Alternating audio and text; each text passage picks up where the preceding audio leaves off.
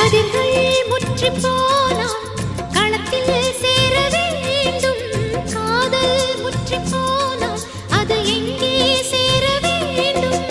மலர்கள் கொஞ்சம் சாய்ந்தால் இலைகள் தாங்க வேண்டும்.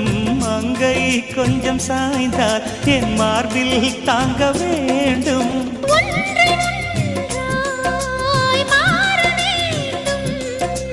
உன்னில் என்னை தேட வேண்டும்.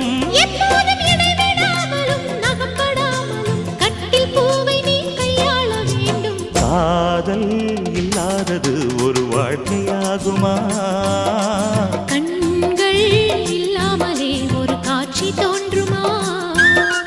காதல் இல்லாதது ஒரு வாழ்க்கையாகுமா?